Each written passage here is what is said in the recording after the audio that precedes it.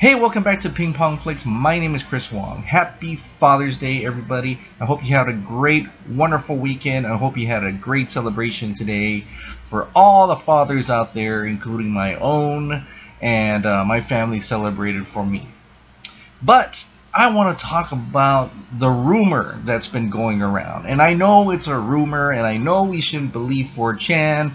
I know all that. I'm not in any way advocating their site. I'm not in any way advocating this person's post about Man of Steel 2 having Brainiac and Supergirl within it. I'm not advocating that that's actually going to happen. Even Heroic Hollywood actually debunked it today as well.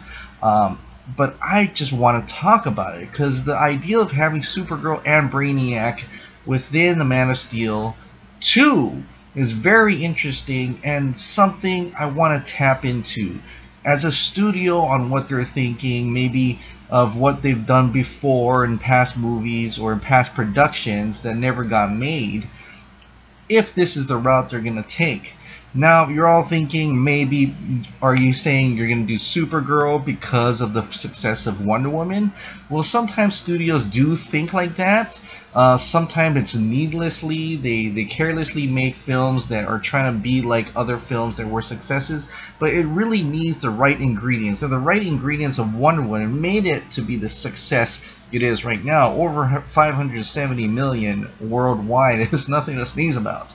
But I don't think that is only thing in play.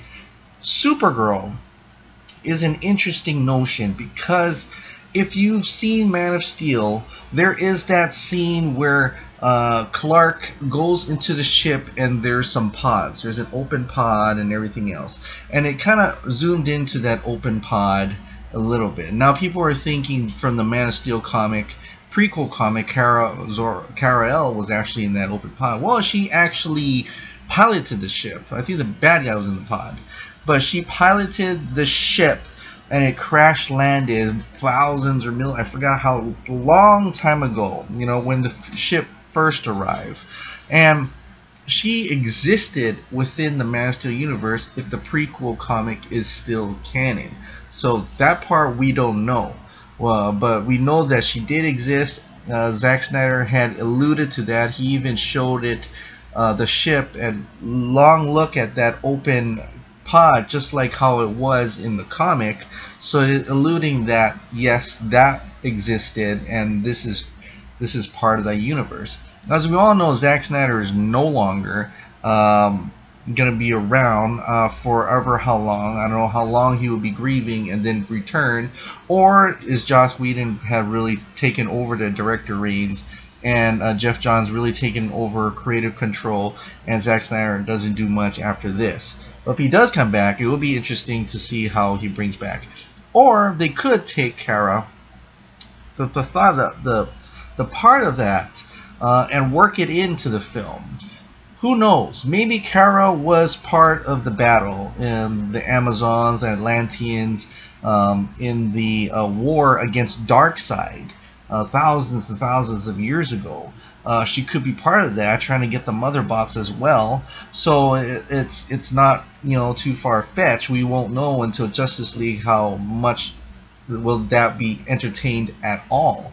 But that'd be pretty interesting because there is a comic series by Jim Lee that has the Supergirl in it, and it's when they first meet Supergirl. Now, they're not going to do that. I don't think they're going to do that. But it'll be interesting to cut where Kara actually meets Kal-El, Superman first, and just go straight ahead to, from thousands of years ago, Darkseid picks up Kara and makes her his slave, his warrior, from then on. So you take out the front loaded part where she trains with the Amazons straight to being the Darkseid minion. That would be an interesting thing if at all explored in Justice League and could pave way to Man of Steel 2 where she's working for Darkseid. So that is pretty awesome. And then and you're looking at the thumbnail and I put Chloe Grace Moretz. I know it was just a awesome fan art. It looked so real that I had to to put her in there. I think she was, and I like it that it is. She really is look like a girl, a super girl. A lot of people had older women in there that could be super woman as opposed to super girl. And with the popularity of Supergirl on TV series, so it's kind of wondering if that would ever go there. But that doesn't stop the Flash movie from being made. Ezra Miller's Flash is the same Barry Allen as the Grant Gustin Flash on the CW. So I don't think that would be a problem. There's two separate entities. You can say it's Earth 1, Earth 2, or wherever, however you want to explain this multiverse and all. But that would be pretty cool to see Supergirl in there. And then Supergirl also is a pretty big deal on Injustice 2 game. I've watched the entire film, a great, fantastic game movie. If you ever get a chance to see it, please go ahead and see it. It's great fun. It also has Brainiac involved in there. Now Brainiac is not a new concept people wanted to make. I think back when it was Superman 3, they almost had a little bit of a Brainiac with a supercomputer going on with that Christopher Reeve film.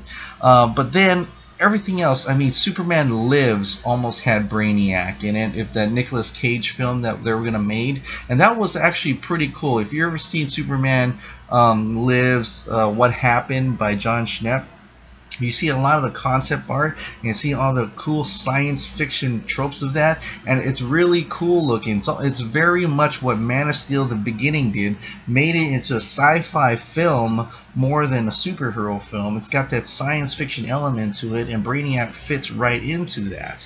And in Man of Steel, you actually see a codex that looks very much almost and like the Skull Ship. I know the Skull Ship looks like every other skull out there, but I can't. When I saw that, I can't I want to believe that Brainiac could be a byproduct of the Codex in some shape or some form. And then we also know that in the other unmade movie called Superman Flyby, that was made by J.J. Abrams, or he was going to make it, that also had Brainiac involved within that.